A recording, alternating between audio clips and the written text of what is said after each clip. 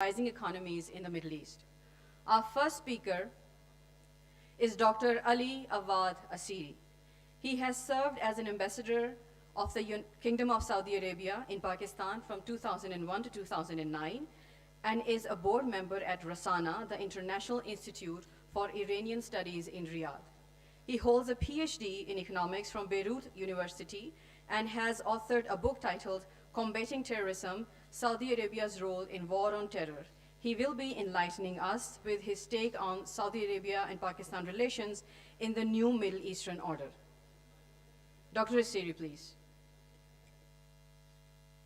Bismillah ar-Rahman ar-Rahim. First of all, I wish I was with you in Pakistan today.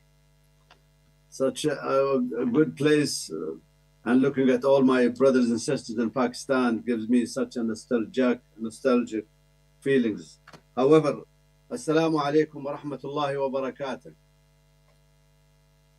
Let me start by thanking Ambassador Dr. Reza Mohammed, President Islamabad Policy Research Institute and organizing team of this joint IPRI We News seminar on development in the Middle East, lessons and opportunities for Pakistan.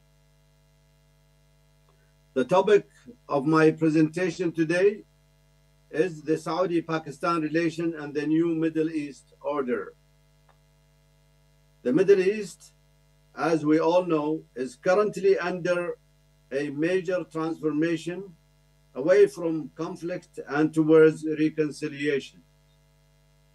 This historic development, particularly the normalization of relations between Saudi Arabia and Iran, offers considerable opportunity for strengthening the brotherly relation between the kingdom and Pakistan.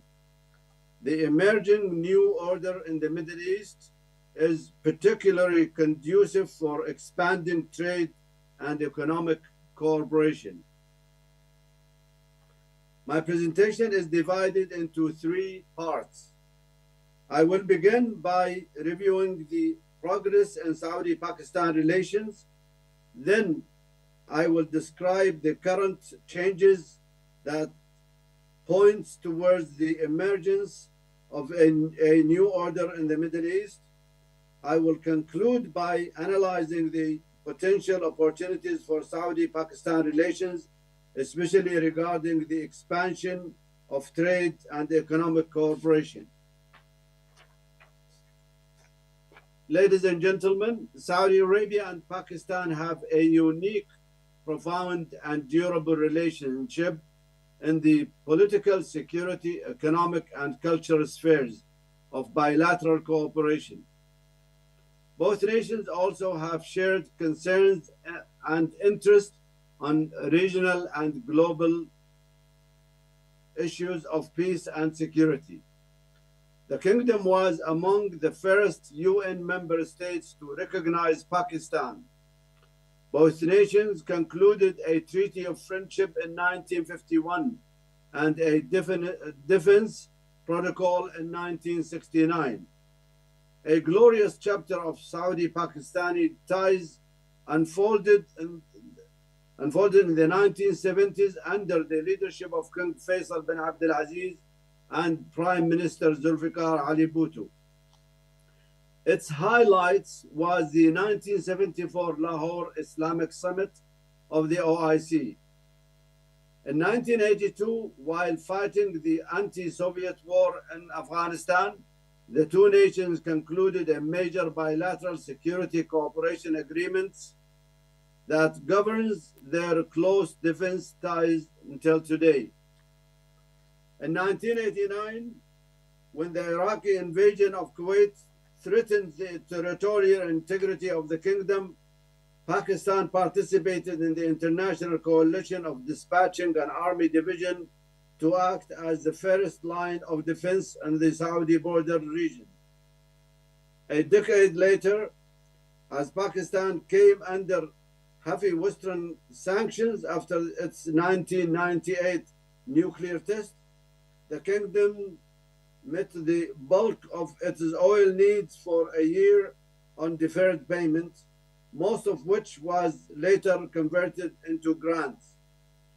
These are only a few notable instances from history which show how our two nations have stood by each other in difficult times, from Kashmir to Palestine, and over pivotal challenges to the Ummah, from global terrorism and Western Islamophobia. Saudi Arabia and Pakistan have always expressed shared interest and adopted common approaches at all multilateral platforms. Recent years have seen a major transformation in Pak-Saudi economic relations, whereby the kingdom is interested in long-term investment in Pakistan's development sector while continuing to shore up its foreign reserve. For instance, well before Pakistan opted for the $6 billion emergency relief in 2018, including a $3 billion loan and $3.2 billion oil credit facilities on an annual basis for the next 3 years, to avert a severe balance of payments crisis facing Pakistan soon thereafter. In February 2019, Crown Prince Mohammed bin Salman visited Islamabad, concluding the biggest ever investment deals worth $20 billion. These include a $10 billion Aramco oil refinery and petrochemical complex in the strategic port city of Gawadir in Baluchistan province, and the potential acquisition of 2 liquefied natural gas power plants and nearly $4 billion in alternative energy and mining deals. During Prime Minister Shahbaz Sharif's debut visit to Riyadh in April 2022, Saudi Arabia affirmed its continuous support to Pakistan and its economy, including an augment the $3 billion deposit with the State Bank of Pakistan. The kingdom also agreed to explore options to further enhance the financing of petroleum products and supporting the economic structural reforms for the benefit of Pakistan and its people.